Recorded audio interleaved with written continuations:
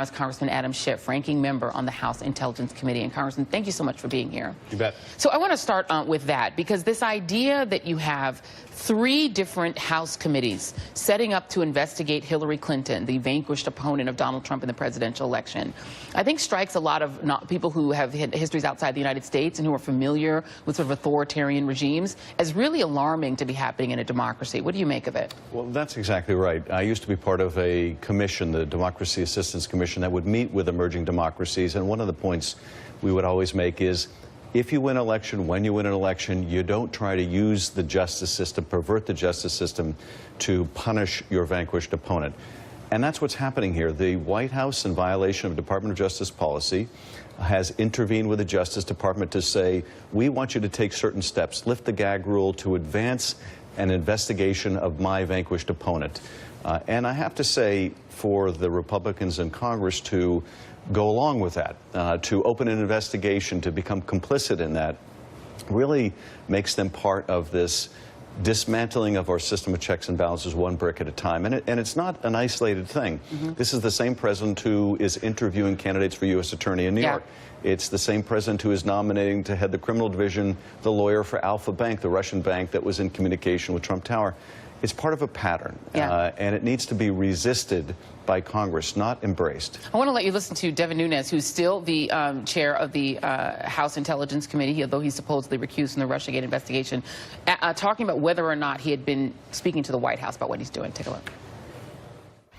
Has anyone been in contact with you about this investigation, or is this something that's being driven and led by the House? No, this is being driven. I have not talked to anyone at the White House about this. I don't know if Peter or Ron have, but this is basically based off of our conversations with informants over the last several months. Do you have any reason to believe House leadership, including the Speaker of the House, Paul Ryan, has been in coordination with or in consultation with, or even just discussions with the White House about launching these investigations? I don't know, but really they don't need to be in discussions. They just need to listen to what the president says on TV and what he tweets. And he's been tweeting, you need to investigate Hillary Clinton. Yeah. The real story here, the non-fake story, is we still need to investigate Hillary Clinton. So they're listening to his marching orders, whether they're directly coordinating or not. And this is highly problematic. I think the most important speech of my time in Congress, I've been there for 17 years, was not from a Democrat, it was from Republican Jeff Flake. And he talked about what this administration is doing to our system of checks and balances. And unfortunately, we have people in Congress who are doing the bidding of the president as we undermine these very important checks. Yeah, and to your point, Donald Trump was tweeting this morning, just this morning, during the show, he tweeted, never seen so much Republican anger and unity as I have concerning the lack of investigation on Clinton, made fake dossier, and then he gives money, and then he says the Uranium One deal, the 33,000 plus deleted emails, the Comey fix, and so much more, and said they look into phony Trump Russia. So he's openly advocating essentially a show trial, I guess, of Hillary Clinton. Is there anything Democrats can do about that? Well, you know, we can resist it. We don't have to become ourselves complicit in this, and we can point out to the country what's happening and how little by little this president, with help in Congress, is eviscerating our system of checks and balances. And you know, I think it's very important for people to see the bigger picture here. This morning, in addition to the president saying we need to investigate, that's the real investigation, he's also saying healthcare premiums are going up, blame Obama. Don't blame me. Now, President Obama, last time I checked, was not still the president. That's correct. Democrats, last time I checked, were not in the majority. They control everything. There's no hiding responsibility here. The president creates uncertainty in the health insurance markets and drives premiums up. He curtails enrollment and drives premiums up, and he says, don't blame me. Well, guess what? It's your responsibility. Own it. And let's talk for a moment about the pending indictments that we now know are going to be handed down. We don't know if it's more than one or if it's one. Were you and other members of House leadership briefed on, A, how many people were going to be indicted, and on B, on who it might be? I was not briefed. I would assume that none of Congress was briefed on this. I don't think it would have been appropriate for Bob Mueller to do that. I don't know who has been indicted. You know, we certainly do know Manafort has at least told people that he believed that he would be indicted. It could be Manafort. It could be Flynn. Many people have been pointing out that you generally go after the small fish first. Right. Those are not small fish. Yeah. We're talking about the National Security Advisor for the president, and we're talking about the president's campaign manager. Yeah. If those are the small fish, then the big fish has got to be pretty big. Yeah. I don't know, but I think that if it is Manafort, we may get to answer certain questions that are pivotal to the investigation, and that is, what was the result of these overtures by the Russians to the campaign, to Manafort, offering dirt on Hillary Clinton? And what was the result of overtures by Paul Manafort to the Kremlin through oligarchs like Oleg Deripaska, offering information about the campaign? Yeah, we know that Dana Bente, who is a senior leader in the Justice Department, recently has announced his resignation. Do you know why he resigned?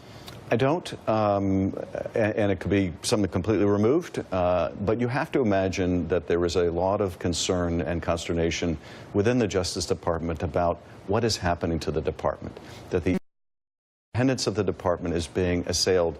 After Watergate, we created a distance between the White House and the Justice Department, and that distance is vanishing, and there has to be a lot of discontent about that. If Donald Trump orders on Deputy Attorney General Rosenstein to fire Bob Mueller, would you consider that to be an impeachable offense? It certainly would be further evidence of obstruction of justice, and I have to think that Rod Rosenstein would resign rather than carry out that order. And I think, you know, a step like that, pardoning people that might provide evidence that could incriminate the president or his campaign or organization, all of that could be evidence of obstruction of justice. And as a former prosecutor, you would know of what you speak. Do you believe that there is someone in the current chain of command in the Justice Department who would be willing to fire Bob Mueller? I don't know. You know, it took Nixon going further and further down the chain to find somebody willing to conduct that Saturday Night Massacre. You know, you have to hope that people will be people of integrity and refuse to implement an unethical order like that. But the president has appointed people that are pliant to his will. So you never know. Yeah, and lastly, we're going to talk to Congresswoman Maxine Waters later in the show, and she's somebody who has been open about saying she believes that Donald Trump right now is already somebody who should be impeached. We do have, you know, a billionaire, you know, donor to the Democratic Party who is running ads with the same message. Do you believe personally that Donald Trump has committed impeachable offenses?